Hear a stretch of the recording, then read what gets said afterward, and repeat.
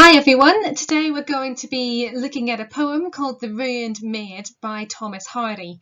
Now, lots of you might be familiar with Hardy, particularly if you've done the AQA GCSE in English literature, where the poem by Thomas Hardy that's in the anthology is called Neutral Tones, and it's rather depressing, and it's all about how his relationship with the girl have been disastrous, and it's very kind of nihilistic, reflects on the pointlessness of life and the inevitable ending of relationships and all of that. Today's poem is a little bit different. It's a satirical poem, and well, you'll see when we read it. But it is quite different from what you might be familiar with to do with Hardy. And I think it's quite good to show you this one because it is so different, and I want you to get a sense of the wide range of Hardy's poetry. If you've never watched one of these videos before, this is just a little snippet, a starting point for looking at Hardy's poetry. It's not a line-by-line analysis or anything incredibly in-depth, but it's a way of getting you started and giving you some pointers for how you can go away and do your own revision and so on your own. So thinking about the poem, we're going to look at it through a couple of critical lenses, and we're going to think a little bit about Marxism and a bit about feminism. And if you don't know what either of those are, pause this video now, check out my video on Marxism and feminism, and then come back to this one when you're aware of what those two critical lenses mean. So the poem itself is called The Ruined Maid, and we're going to read it and then I'll tell you a little bit about what the poem means. So, Amelia, my dear, does this everything crown? Who could have supposed I should meet you in town? And whence such fair garments, such prosperity? Oh, didn't you know I'd been ruined? Said she. You left us in tatters without shoes or socks, tired of digging potatoes and spudding up docks. And now you've gay bracelets and bright feathers 3. Yes, that's how we dress when we're ruined, said she. At home in the barton you said thee and thou, and thinking and they soon and t'other, but now you're talking quite fitsy for high company. Some polish is gained with one's ruin, said she. Your hands were like paws then, your face blue and bleak, but now I'm bewitched by your delicate cheek, and your little gloves fit as on any lady. We never do work when we're ruined, said she. You used to call home life a high-gridden dream, and you'd sigh and you'd sock, but at present you seem to know naught of megrims or melancholy. True, one's pretty lively when ruined, said she. I wish I had feathers, a fine sweeping groin, and a delicate face, and could strut about town. My dear, a raw country girl such as you be, cannot quite expect that. You ain't ruined, said she. So we have two voices in this poem. We have the voice of the country girl, who I've highlighted in blue, who's come into town to do some shopping. She probably doesn't come into town very often, and she runs into an old friend who she's known from the countryside. And this old friend has moved from that countryside life to the life of a city girl who's the mistress of a wealthy man. And that's what the phrase ruined means. The girl who I've highlighted in green has had her reputation ruined because she's sleeping with this wealthy man. And at the start of the poem, the country girl is amazed to see Amelia again, and she comments on how beautiful her clothes are, how prosperous she looks, how well she looks, and she contrasts this with the difficulty of living in a rural setting, the tatters, being without shoes and socks that the people in the countryside have.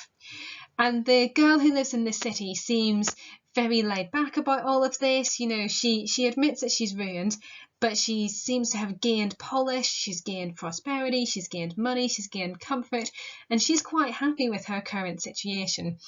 And so we see at the end, the country girl is very envious of Amelia's privileges.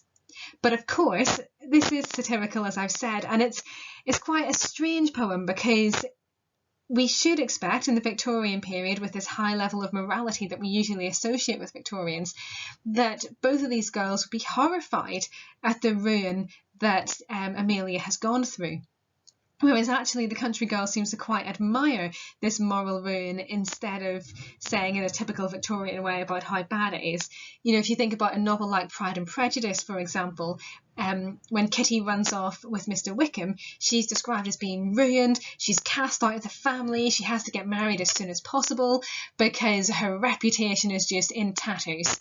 And this impacts the rest of the family, and Mrs. Bennet thinks, you know, my older daughters are never going to get married because my youngest daughter has been ruined. But in Hardy's poem, they seem to take quite a humorous angle on it, and the fact that the city girl Amelia has gained all of this kind of financial stability because of what she's chosen, she presents it as being quite a positive thing to be ruined. So before I go on, I just want to make sure you know a little bit about Thomas Hardy. He was born in 1840 and he died in 1928.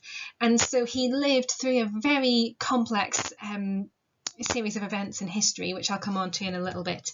He was born in Dorset and he strongly identified with the place, and he frequently used it as a setting in his works. So if you read a novel like Tess of the D'Urbervilles, for example, or Far from the Madding Crowd, there's a real sense of the richness, the beauty, the wildness, the remoteness of the Dorset landscape. And Hardy's work spans the Victorian and the modern eras. So he engages with key historical events of the 20th century, the 19th and the 20th century, such as the sinking of the Titanic, the declaration of World War I, and all of the associated ideas that come with that. So even though at GCSE you might have read, you know, these very bleak poems where he's lost his lover, that's not all that Hardy is, you know. So I hope that this video will open your eyes to a little bit more of the wealth of Hardy's work. And Hardy is probably most famous for his novels. So Tess of the D'Urbervilles is the most well-known of these. And in that novel, it's very similar to the story of the ruined maid. Tess is ruined. She's a working class girl who's ruined by an upper class man who takes away her virginity. But as well as that, Hardy was a very prolific and wide-ranging poet. And one critic described him as concerned with the inexorability of human destiny. You know, this idea that destiny cannot be avoided, that everyone has a fate that they are constantly moving towards. And we get that sense in a poem about the Titanic, that the Titanic was inexorably, it was doomed, it was destined to sink. And then this critic also says that Hardy's works unfold against a rural background drawn as an elegy for vanishing country ways. And we see that in The Ruined Maid, the idea that the country way of life is disappearing, and the country girl really envies the way of life of the girl who now lives in this city. And this, of course, mirrors the change in the Victorian period from rural life to urban life and the huge level of urbanisation that accompanied the industrial period. And of course, we've got this idea at the end of that critical quotation about the comic relief that Hardy sometimes offered. As well as all of this, like many intellectuals of the late Victorian period, Hardy came to question the prevailing religious beliefs of the day. Now, I really hate it when students tell me that everybody was a Christian in the Victorian period, because that is absolutely not true. However, there was a kind of dominant awareness of Christian theology and Christian beliefs. And after the publication of texts such as Darwin's On the Origin of Species and some other books as well, the Victorians started to question the Christianity and the idea of a God who created the world, because all of these ideas about evolution, for example, were floating around. And the idea that Hardy came up with was termed the unconscious will. So the unconscious will is a being in the universe that's not moral like God, it's not immoral like Satan, it's not even amoral, but it's completely removed from the concept of morality. And this unconscious will just drives people forward with no sense of what anybody deserves, or if a good person should be fated to have a good outcome, or a bad person should be fated to have a bad outcome. But it's just this kind of unmoral being just behind everything in the universe. So Hardy plays with this idea a lot in his poems. It's not in The Ruined Maid, but if you're going to look at some of his other poems, it's really important that you have an awareness of this phrase, the unconscious will. So going back to The Ruined Maid then, let's start off by giving a slight Marxist interpretation of the poem.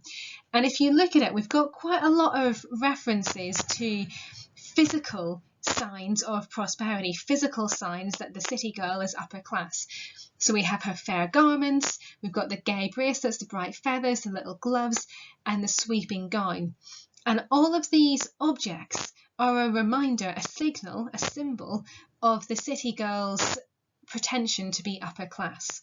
And this is contrasted with the life of the working class, and the working class people now live in tatters, they have no shoes and no socks. And it is really interesting as well to think about the idea of feathers, and that's repeated twice in the poem, the idea that the kind of industrial system which was producing the clothing that this girl would have worn takes natural products and turns it into things that the upper classes can wear. Of course, we've got to remember at the same time that this girl isn't actually upper class and that it is a facade. But having said that, she has all of these symbols of wealth on her. And then the country girl goes on to say that your hands were like paws then, your face blue and bleak, but now I'm bewitched by your delicate cheek. So we have the juxtaposition of two ideas here. We've got the sense that there's a real negative physical, a detrimental physical impact of living in the countryside, and this is probably due to the physical labour that the girls would have had to do either in the fields or in the house, and this would have really damaged the skin on their hands. And the face being blue and bleak, maybe there's a hint here of some kind of violence in their lives, or maybe it's to do with the weather and so on. But living in the city and being more upper class gives the city girl a much better complexion, and the country girl is bewitched by this. Now, I love this word because it's a wonderful adjective to use to describe the country girl's attitude to city life. Being bewitched by something suggests that you're entranced, that you're hooked, that there's almost been a spell put on you. And it's the idea that seeing the products of capitalism have hooked this country girl who is now desperate to live this lifestyle.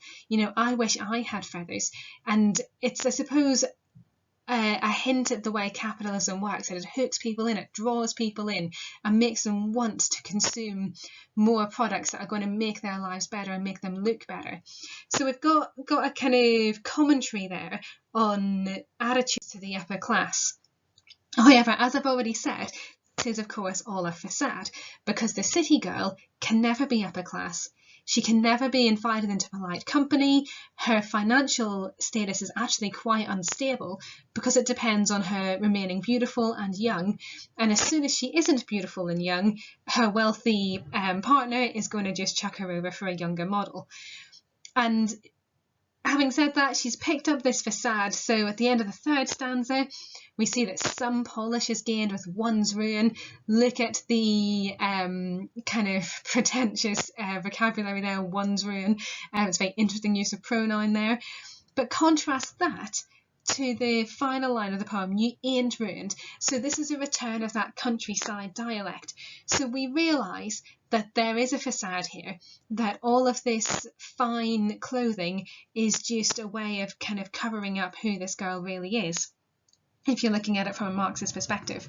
And I do also wonder if there's a sense of loss and jealousy from the city girl towards the country girl in that final line. The whole thing's been quite light-hearted. She's been quite enjoying the fact that she's ruined because she gets all of these pretty clothes and she gets the admiration of this girl from the countryside.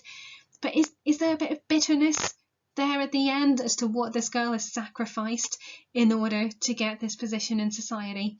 That's a question that you might want to think about. And then looking a bit more closely here at the way Hardy represents life in the working class world. We've got the tatters, we've got the without shoes and socks, digging potatoes, megrims, melancholy. Megrims means depression, melancholy again another word for unhappiness or depression, being raw. Hardy is really highlighting here how difficult life would have been for people in the working classes. Moving on to a feminist interpretation there. So feminists are interested in the struggles that women face in society, how these are represented, how women are represented in society, and so on. And you'll all be familiar with the concept of stereotype of women in the Victorian period. And I've got a couple of quotations here from a writer called Greg Buswell, who talks about this in the British Library archives. And he says in this first quotation that the traditional view of a woman's role in Victorian society was epitomised by Coventry Patmore's poem, The Angel in the House. So the woman has to be perfect. She's got to be a loving wife, devoted to her husband, devoted to her children, angelic in every possible way, and importantly, in the house, staying in the domestic sphere.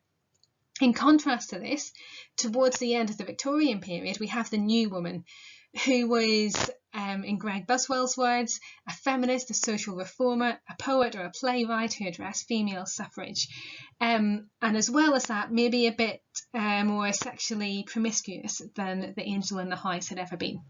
Now, I'm not saying that either of the women in The Ruined Maid are new women, but it's important to have that awareness of the context of the time, that some women were pushing the boundaries of what it meant to be a woman at the time, of acceptable behaviour of women at the time. And if we look back at the poem then, we can see that the city girl has sacrificed that idea of being an angel in the house for improving her physical appearance. And this physical appearance is something that, as we know, is very highly prized in stereotypes of femininity. So she's gained her fair garments, she's gained her gay bracelets and her bright feathers, and so she's kind of ornamenting herself to keep this wealthy man interested. However, in contrast to that, this word ruined resounds throughout the poem as a motif, reminding us constantly that this girl has sacrificed everything, her social acceptability, perhaps her future, her family, the possibility of returning to the countryside, have all gone because she's morally ruined. You know, will her family ever take her back in? Well, possibly not, because of what she's done. So this girl is at a transition point in history between the angel in the house and the new woman being an acceptable ideal of femininity.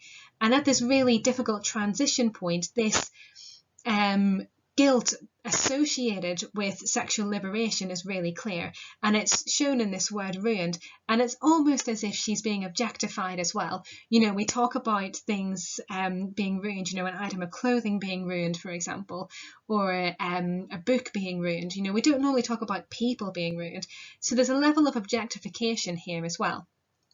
On top of that, if you look at the pronouns that she uses, it's really interesting. She says we 3 times. We dress when we're ruined. Sorry, 4 times. We dress when we're ruined. We never do work when we're ruined. So there's an idea that there's a whole group of these girls in the same situation. You know, this is a subculture, a counterculture within Victorian society. So I hope I've opened some ideas up there for you. I'm deliberately not giving you the answers because I want you to engage with the poems, to explore the poems, and to come up with your own point of view on the poems as well. And if you're reading this poem or other poems by Hardy, it's worth asking yourself a few questions. So firstly, how does he represent the difference between the classes and the plight of the working classes? And if you're interested in this Marxist angle, you might want to look at a poem called The Convergence of the Twain, which talks about the Titanic and how the very luxurious items of the Titanic are now lying on the bottom of the ocean floor. Also think about how he represents gender. So are women presented stereotypically? What are the consequences for women who do not adhere to social conventions? How does Hardy represent masculinity might be a really interesting question to look at as well. And then these are just a few sources if you want to do some more wider reading about Hardy. I always go on about the British Library website. It's amazing. It's incredible. Check that out. And there's also a really good website called victorianweb.org, and there's all sorts of information and essays on Thomas Hardy on that. There is a page on poets.org about Thomas Hardy and some links to critical essays and things and some copies of his poems. And the Poetry Foundation as well has a really nice biographical piece on him, as well as links to some of his poems. So I hope this video has been useful for you, giving you a bit of a taster of a different side of Thomas Hardy than the one you may be interested in, or sorry, that you may be more familiar with. And check out the other videos on this playlist if you want to know a bit more about Victorian poetry.